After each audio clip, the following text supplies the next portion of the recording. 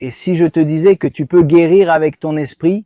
Oui, avec ton esprit, en prononçant spécifiquement 5 mots, impressionnant. Écoute l'histoire incroyable que je vais te raconter, elle va te laisser sans voix par son incroyable nature et par la force incroyable qu'elle va te donner. Pour utiliser ton esprit, ta pensée et tes mots afin de guérir même des aspects profonds que tu n'imagines même pas pouvoir guérir. Oui, toi, facile, facile, facile. Écoute, cette histoire est impressionnante. Il y a quelques décennies, le monde médical a été stupéfait par l'incroyable histoire que je vais te raconter. Le docteur Len, à l'hôpital d'Hawaï, l'hôpital d'État d'Hawaï, une personne responsable de le pavillon des criminels extrêmement dangereux, atteints de maladies mentales très graves.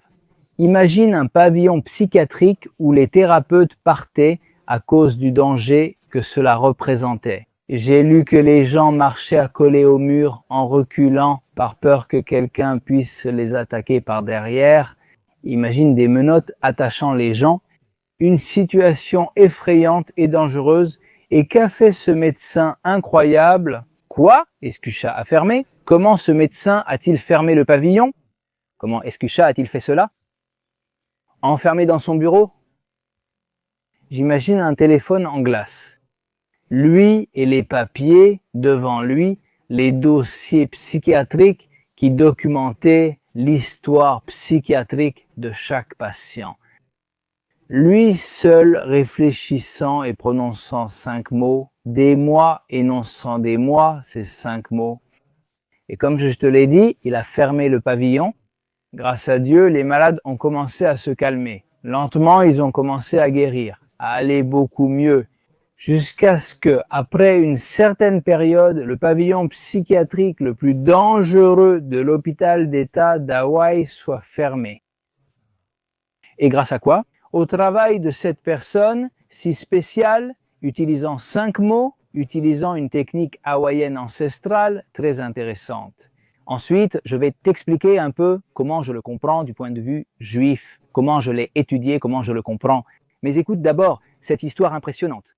Imagine-toi un bureau, c'est comme ça que je me l'imagine, mais partageons-le ensemble, un bureau gris fermé, des rideaux à moitié ouverts laissant entrer des faisceaux de lumière à travers les rideaux, et cette personne sur sa chaise face à son bureau, une liasse aussi grosse de dossiers psychiatriques avec l'historique psychiatrique de chaque patient. Et en disant ceci, d'abord pardon. Ensuite, je vais t'expliquer exactement ce que cela signifie comme je le comprends. Pardon. Je suis désolé, merci. Je t'aime, merci, c'est essentiellement ce que je disais. D'abord, je demandais pardon. Je ressentais cette histoire que je lisais sur ces papiers. Je remerciais et je disais « je t'aime ».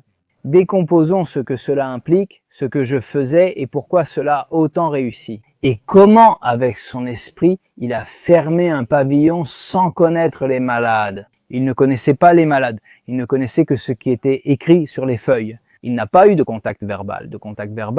Il n'a pas eu de contact. Il ne les a pas connus, il a seulement connu l'historique de chacun et c'est ainsi qu'il a réussi à fermer ce pavillon de façon si simple. À certains égards, écoute attentivement. Fondamentalement, ce qu'il a appliqué, c'est, comme je te l'ai dit, une technique ancestrale hawaïenne très intéressante. Fondamentalement, comme je la comprends, elle fonctionne ainsi et cela rejoint ce que je t'expliquerai ensuite. C'est essentiellement comprendre ce qui se passe à l'extérieur. Ce que moi, le contact avec mon extérieur est un reflet de mon intérieur. Par conséquent, il n'y a rien à l'extérieur en soi, c'est-à-dire ce que je vois à l'extérieur. C'est-à-dire, par exemple, dans ce cas, il voyait à l'extérieur un passé très difficile de quelqu'un et il comprenait que quelque chose de lui se reflétait dans ce passé.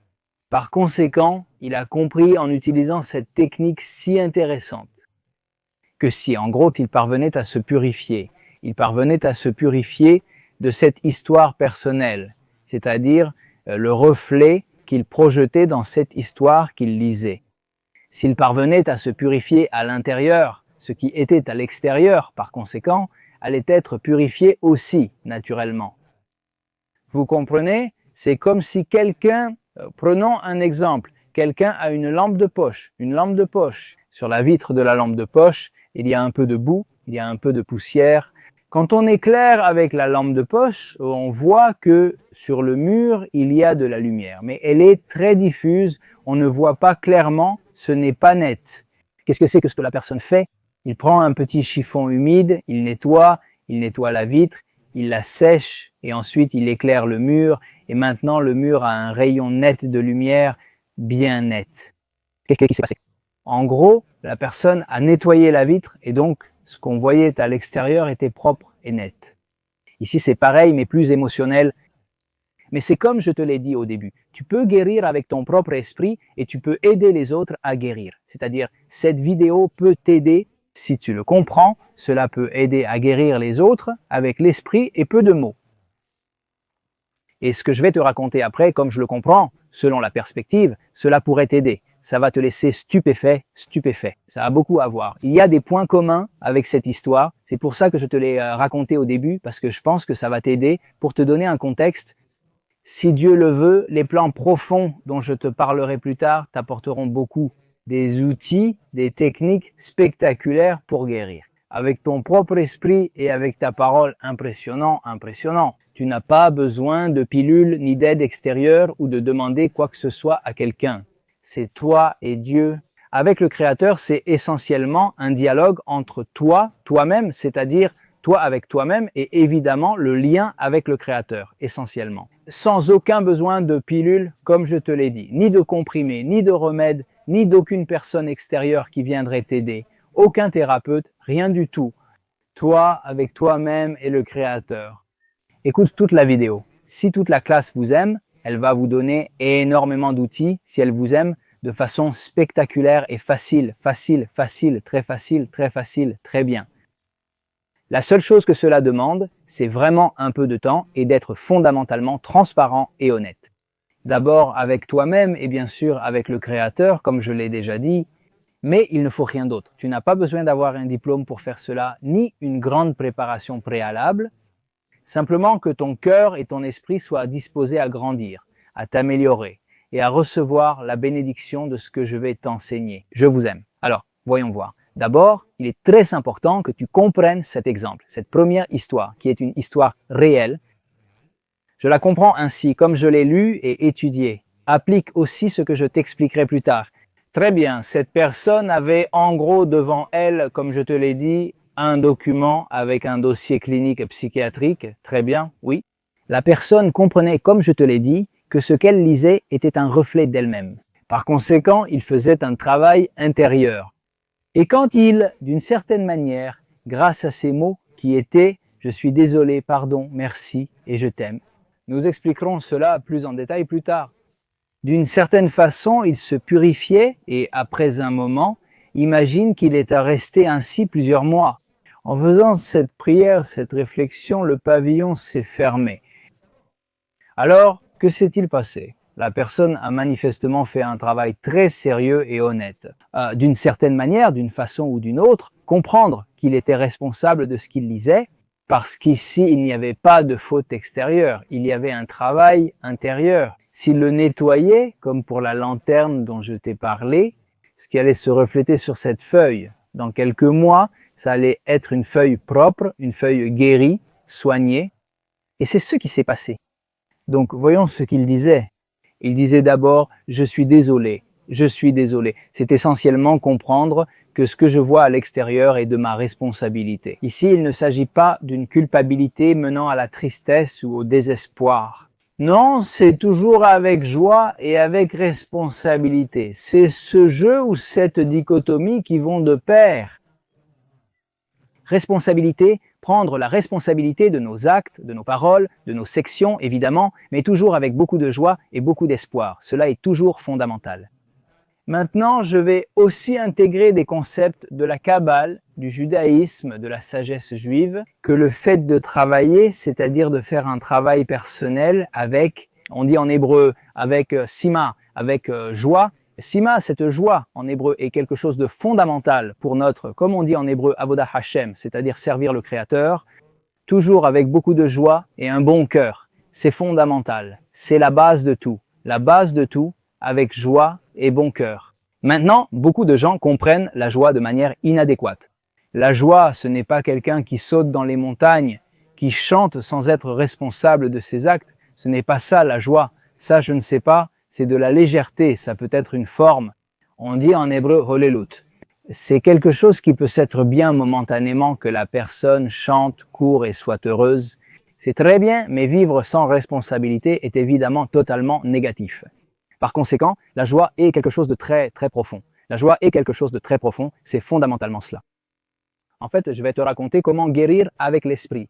Et l'hébreu est incroyable. L'hébreu, les secrets que possède l'hébreu. La Yon HaKodesh, langue sacrée en hébreu, est celle avec laquelle Dieu crée notre monde.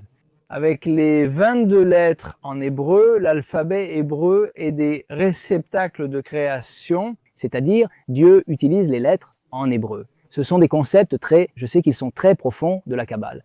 Fondamentalement, Dieu, le Créateur, utilise les 22 lettres hébraïques pour créer sans cesse son monde. Dieu a créé le monde il y a des milliers d'années et continue de le renouveler à chaque instant avec les 22 lettres hébraïques. Maintenant, écoute les deux mots que je vais t'expliquer et comment tu vas pouvoir comprendre comment on peut guérir avec l'esprit. Le mot makshaba signifie en hébreu penser, makshaba. Le mot avec joie, qui est bezimcha, a les mêmes lettres que makshaba, seulement l'ordre est différent. Par conséquent, une façon de comprendre le sens profond des mots, c'est, par exemple, lorsque deux mots ont les mêmes lettres ou la même valeur numérique. Chaque lettre hébraïque a une valeur numérique et parfois deux mots partagent la même valeur. Par exemple, El-Okim, qui est l'un des noms du Créateur, a la même valeur numérique que le mot Hateba. Qu'est-ce que la nature? Alors, au moins, c'est très facile à comprendre que la nature est évidemment comme Dieu. Le Créateur crée son monde, évidemment. Dieu se revêt dans la nature. Tout ce que nous voyons appartient au Créateur, qui est Dieu. Le Créateur est évidemment l'origine de tout. Il est le Créateur de tout. Il inclut tout. Il est au-dessus de tout. C'est-à-dire, le Créateur, rien n'existe en dehors de lui. En hébreu, cela signifie qu'il n'y a que le Créateur, Dieu. Par conséquent, évidemment, lorsque nous voyons la nature, c'est un reflet de la création du Créateur de Dieu, Elohim, l'un des noms de Dieu est Hateva. Impressionnant. Donc, je te donne maintenant, entre parenthèses, quelques cours d'hébreu et la profondeur de la racine de l'hébreu, ce qui est impressionnant. Par conséquent, lorsque tu utilises ta pensée de manière appropriée, comme je t'ai dit que tu peux vraiment guérir avec ton esprit, si ton esprit va bien, qu'il est à sa place, qu'il est pur, c'est un esprit focalisé vers le bon endroit. Vise une vie appropriée en servant le Créateur joyeusement et avec un bon cœur. Comme je te l'ai dit auparavant, cela va te donner de la sima, cela va te donner de la joie. Et la joie, comme je te l'ai dit, ce n'est pas forcément courir partout et chanter à chaque instant, n'est-ce pas? C'est la vraie joie, le vrai bonheur, c'est comprendre, comme je l'ai lu une fois, ce qu'est le vrai bonheur. C'est impressionnant, un rabbin très important a dit oui. Qu'est-ce que le bonheur? La vraie joie, c'est ce que tu ressens quand tu sais que tu fais ce que tu dois faire. Peut-être aideras-tu un ami à déménager à ce moment-là. Et bien sûr, ton visage tu portes un canapé, c'est difficile, mais tu sais que c'est la meilleure chose à faire maintenant. Aider un ami, un voisin par exemple. C'est-à-dire que ton visage peut montrer que tu as mal, que c'est lourd, que c'est difficile pour toi, mais à l'intérieur, ton cœur et ton âme chantent la joie. Donc la joie n'est pas, comme je te l'ai dit, ce n'est pas quelque chose d'extérieur, c'est surtout quelque chose d'intérieur. Évidemment, on peut chanter et danser parfaitement, mais la vraie joie vient de quelque chose de beaucoup plus essentiel et intérieur. Donc cette personne, pour revenir à l'exemple, comprenait que ce qu'elle lisait faisait partie d'elle. Donc la première chose qu'il disait, c'est « je suis désolé, je suis désolé ». Et il remerciait aussi, il demandait pardon, ou plutôt il demandait pardon d'être d'une certaine manière responsable de cette réalité extérieure qu'il générait. Comme je te l'ai dit, il sentait que c'était sa responsabilité Et ensuite, il remerciait pour la gratitude. Il disait merci pour la possibilité de guérir et de guérir son prochain, évidemment, dans ce cas, de se purifier lui-même et de purifier ce détenu, ce prisonnier psychiatrique. Ensuite, il disait « je t'aime » à lui-même. J'imagine à son âme, au Créateur. En gros, c'est ça, c'est comme ça que je le comprends. Donc, c'est l'exemple initial. Maintenant, nous allons l'appliquer comme je le vois un peu en me basant sur. Je pense que si tu comprends cet exemple, ce que je vais t'expliquer maintenant, si Dieu le veut, va te permettre de potentialiser, d'exponentier ce que je t'ai expliqué jusqu'à présent. En gros, il faut comprendre que nous sommes venus au monde avec une mission, avec un but. Notre âme vient pour un voyage incroyable avec beaucoup de corrections à faire. Une correction, Dieu nous met dans ce monde avec énormément de scènes à corriger, comme un grand film. Et il faut penser que chaque scène de ta vie, comme l'enseignent les kabbalistes, c'est comme si tu avais devant toi un appareil photo. Fondamentalement, tu prends constamment des scènes, et ces scènes sont les scènes de ta vie quotidienne. Et chaque scène, d'une certaine manière, c'est comme si ton âme t'invitait à la corriger. Non, ce ne sont pas toujours des problèmes. Parfois, c'est aussi quelque chose de bien. Par exemple, tu es tranquillement chez toi et tu entends que quelqu'un a soif.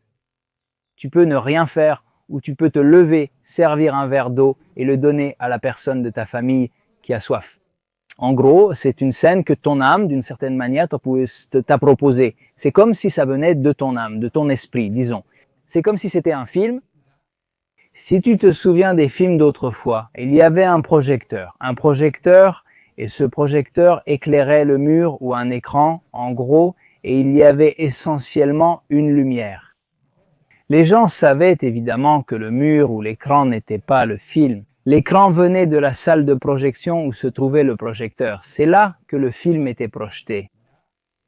C'était des lumières, d'une certaine manière, des lumières colorées qui se reflétaient sur un mur ou sur un écran. Et c'était ça, le film. Mais évidemment, s'il n'y a pas de projecteur, il n'y a pas de film. Alors imagine que ton âme, ton niyama, si je pense à ton âme, c'est comme si elle projetait un grand film. Ce sont les scènes de ta vie. Chacune est très profonde. J'essaie de l'exprimer simplement. Mais chaque scène a son importance. C'est pour t'offrir quelque chose. Je crois que c'est le plus beau cadeau que je puisse te faire. C'est que tu comprennes que ta vie a un but incroyable et à chaque instant, ta vie a un but incroyable. Et chaque instant est comme un appel. C'est comme un appel qui te dit « corrige-moi, aide-moi ». En somme, c'est ton âme. Par exemple, tu lui as offert un verre d'eau. Scène corrigée, tout est parfait, on avance. Ensuite, tu auras une scène différente à ton travail, dans ton lieu d'étude, c'est-à-dire, et si c'est une scène qui implique quelque chose de plus difficile, quelqu'un te parle mal, quelqu'un te traite mal, ou tu vois deux personnes en train de se disputer. D'une certaine manière, ton âme a attiré cette scène, et en gros, on attend de toi, le Créateur il t'offre cette scène pour que tu la corriges. Il se peut que tu essaies de générer la paix chez quelqu'un si tu comprends que c'est un bon moment pour parler. Parfois, il vaut mieux se taire et attendre selon le moment. Si la situation est très tendue, évidemment, il faut attendre que les choses se calment. Ce n'est pas toujours le moment de parler.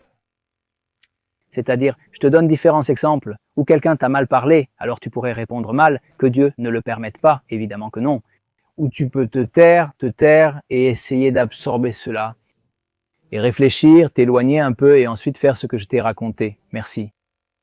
Et c'est en gros, pour moi, un peu l'ordre de ce que ce thérapeute faisait. Mais je le fais un peu différemment, selon ce que j'ai étudié, selon les sources juives. C'est essentiellement remercier Dieu. D'abord, pour le mérite de voir cette scène qui doit être corrigée, et il me donne le mérite de la corriger. Alors, merci Dieu, je te dis, selon ce que je comprends, Tod Hashem signifie merci Dieu de m'avoir donné le mérite, de m'avoir montré ce que je dois corriger. Pourquoi pensez-vous, quelqu'un peut-il vivre sans savoir ce qu'il doit corriger, menant une vie routinière? Il semblait vivre dans un rêve toute sa vie. Que Dieu nous en préserve, c'est terrible. C'est pourquoi ce que je veux t'offrir aujourd'hui est incroyable. Il faut d'abord réaliser que ta vie a une grande signification, que tu es unique dans l'histoire comme ton empreinte digitale. Il n'y a jamais eu et il n'y aura jamais une empreinte digitale comme la tienne. Par conséquent, tu es unique dans l'histoire.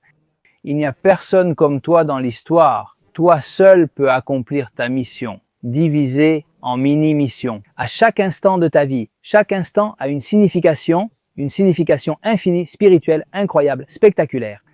Et Dieu, le Créateur, t'aime et a confiance en toi pour que tu accomplisses ton but dans la vie. Et c'est lui qui veut le plus que tu réussisses. Par conséquent, il est évidemment fondamental de te connecter avec le Créateur à chaque instant et de dire merci. Merci de me montrer. Quelqu'un t'a mal parlé, un souci personnel. Sortons de l'exemple du début, quelqu'un t'a mal parlé. Alors tu peux t'écarter un peu et dire « Merci Dieu de m'avoir aidé à voir que j'ai quelque chose à corriger ». Et ici, c'est quelque chose, d'une certaine manière, c'est moi qui ai généré cela parce que c'est mon âme qui me l'a montré. C'est-à-dire que c'est quelque chose qui a à voir avec moi. Ce n'est pas étranger, ni un film sur quelqu'un d'autre. Et ça, entre parenthèses, je te le dis, c'est quelque chose qui va te guérir de façon incroyable, de ne pas rejeter la faute sur les autres. C'est spectaculaire. On découvre le monde, tout ce qu'on voit nous concerne.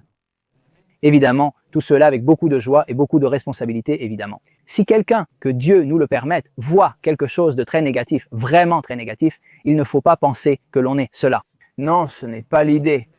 C'est toujours avec beaucoup de positivité, beaucoup d'amour et le sentiment que Dieu, c'est pour cela qu'il t'aime aussi quand on lui dit « Dieu, je t'aime et je m'aime aussi moi-même, mon âme ». C'est-à-dire, s'aimer soi-même, c'est très bien. Ce n'est pas de l'ego négatif, c'est quelque chose de très positif. Il faut s'aimer, car Dieu nous donne une âme divine.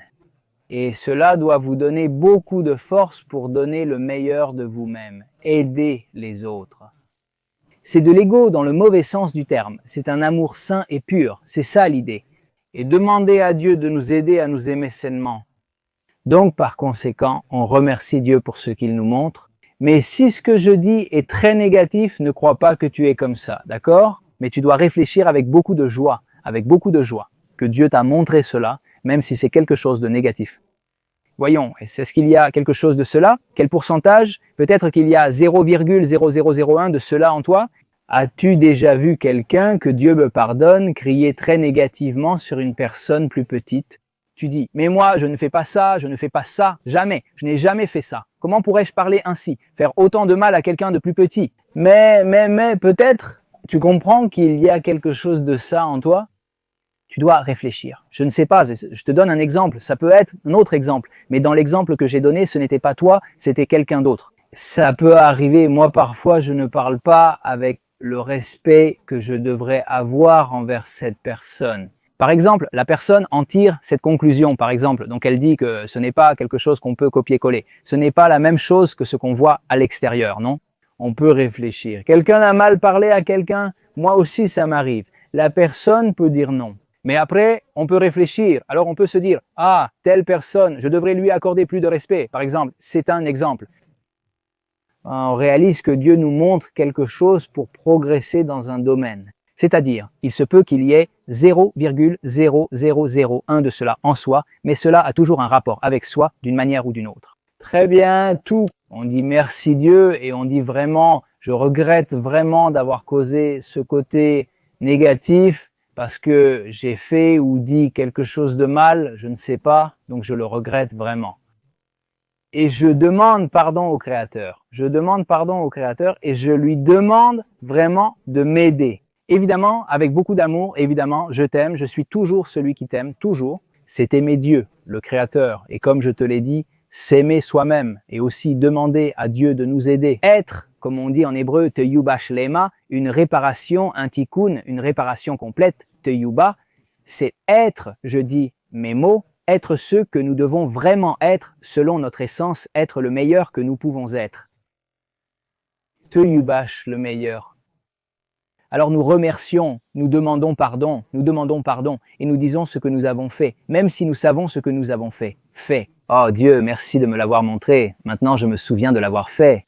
Dire au revoir au Créateur est un dialogue avec Dieu impliquant aussi notre âme. C'est une union entre nous, notre âme et le Créateur. Fondamentalement, c'est un dialogue intime avec le Créateur pour s'améliorer et améliorer le monde. Parce que comme je te l'ai dit, tu es comme un écran, comme un projecteur de cinéma quand tu t'améliores, comme dans le premier exemple que nous avons donné du thérapeute qui a fermé ce pavillon psychiatrique quand tu t'améliores. Donc ce qui t'entoure s'améliore et c'est spectaculaire quand tu t'améliores. N'est-ce pas un peu égoïste? Tu t'améliores et le monde s'améliore.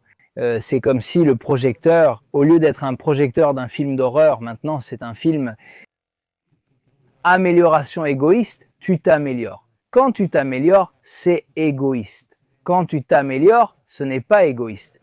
Quand c'est quelque chose d'égoïste. Quand toi, tu t'améliores, amélioration égoïste, non. Quand toi, tu t'améliores, non, tu ne t'améliores pas, non. Quand tu t'améliores, n'est-ce pas un peu égoïste? Impressionnant? Donc, nous avons le mérite de vraiment vivre ainsi, en vivant dans la Shuvah, comme je te l'ai dit en hébreu, c'est-à-dire en vivant selon notre essence. Et demander à Dieu vraiment de nous aider à être pur, à être un canal pur d'une certaine manière. Demander à Dieu que tous ces souvenirs négatifs que nous pouvons avoir, qui sont en quelque sorte le fruit de ce que nous voyons à l'extérieur, des choses négatives que nous avons pu faire, qu'il nous purifie. Pourquoi? Pour être ce projecteur de choses uniquement spectaculaires et bonnes, et ainsi s'améliorer au niveau personnel et, par conséquent, améliorer le monde entier si Dieu le veut. Alors, je veux t'inviter, si tu ne fais pas encore partie de ma chère communauté Israël High, à nous rejoindre ici, dans la description de la vidéo. Tu as le lien pour demander des informations. Tu as aussi mon numéro WhatsApp communautaire, où tu peux me poser des questions directement. C'est une communauté spectaculaire à laquelle ceux qui acquièrent l'adhésion ont accès. Tu peux accéder à de nombreux cours de divers intervenants. Les externes peinent tandis que les membres participent à des cours et rencontres en ligne. Tu peux me poser des questions, te connecter avec moi via le numéro communautaire WhatsApp sur Internet et vraiment être payé. À part Israël High, ma chère communauté d'Israël High, que tout se passe avec beaucoup de succès et de bénédiction. Merci.